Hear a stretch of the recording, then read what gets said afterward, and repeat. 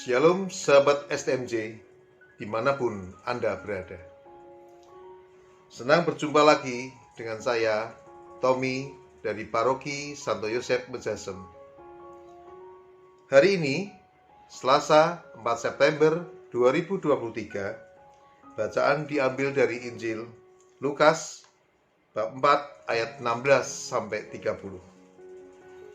Pada ayat 24, sangat berkesan bagi saya yang berbunyi, dan katanya lagi, aku berkata kepadamu, sesungguhnya tidak ada nabi yang dihargai di tempat asalnya. Yesus mengatakan bahwa tidak ada nabi yang dihargai di tempat asalnya, sebagaimana dialami oleh Yesus sendiri. Orang-orang sekampung halamannya juga mencibir dia ketika dia mengajar dengan hebat atau membuat karya-karya besar. Mereka merasa seakan tahu tentang siapa Yesus dan keluarganya. Dalam kehidupan sehari-hari, sama seperti para tetangga Yesus, sering sulit untuk melihat dan mengakui kelebihan, prestasi, keterampilan, kepandaian, dan kesuksesan sesama. Tak jarang, cap atau stempel yang telah diberikan pada sesama menjadi cara memandang sesama. Pada waktu saya masih sekolah, saya mempunyai sebuah pengalaman. Saya mengikuti kejuaraan olahraga catur tingkat kota. Sejak awal, saya dianggap tidak akan pernah meraih juara. Bahkan babak pertama diprediksi saya akan gugur dalam pertandingan. Bahkan tidak ada satupun guru yang mau menemani ketika bertanding. Kepala sekolah waktu itu pun hanya menyuruh seorang tukang kebun sekolah untuk menemani saya.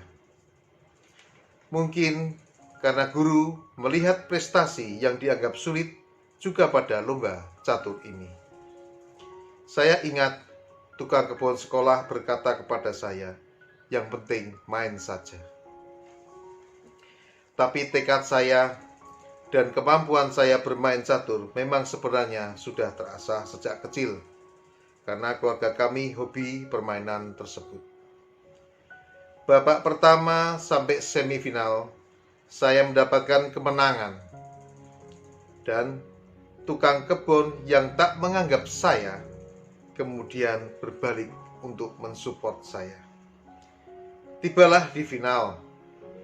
Hampir semua panitia menganggap pertandingan sebenarnya sudah selesai, karena saya mendapat lawan seorang anak yang sangat jenius, yang sangat terkenal di kota kami. Bahkan, dia sudah mengalahkan pakar-pakar catur di kota kami, hanya dengan waktu yang singkat. Salah satu panitia bahkan ada yang bilang bahwa pemenangnya sudah tahu, yaitu anak jenius tersebut.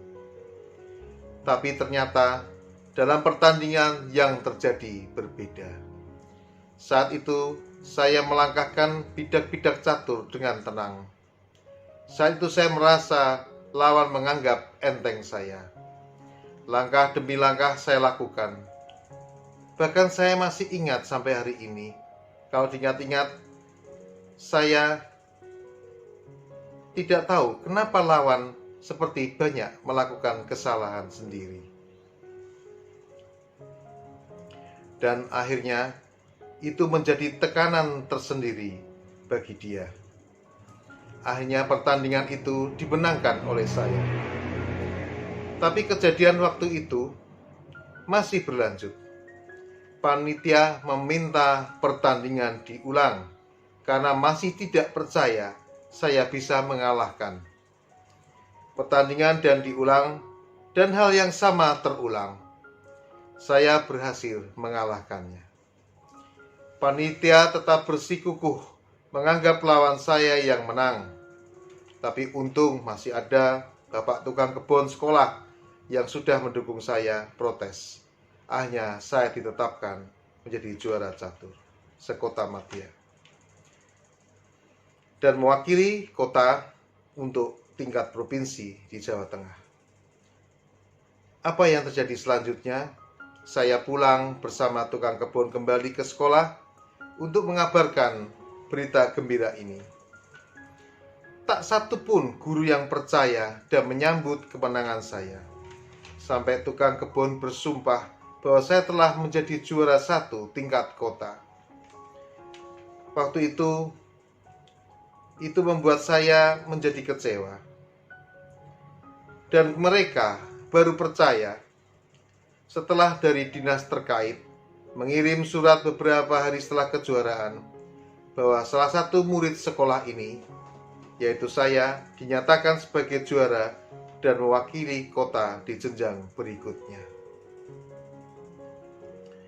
Untuk sebuah hal yang kecil saja, saya diacuhkan dan tidak bisa diterima oleh lingkungan.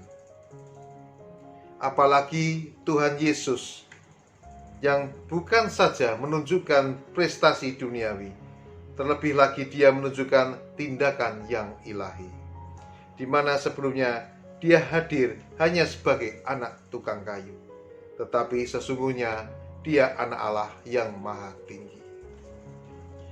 Melalui firman ini mengingatkan saya, apalah artinya yang saya alami dari peristiwa itu. Semoga saya semakin menjadi rendah hati bila mengalami hal keadaan seperti yang saya alami. Tuhan Yesus luar biasa. Dipujilah Dia di mana-mana. Berkah dalam.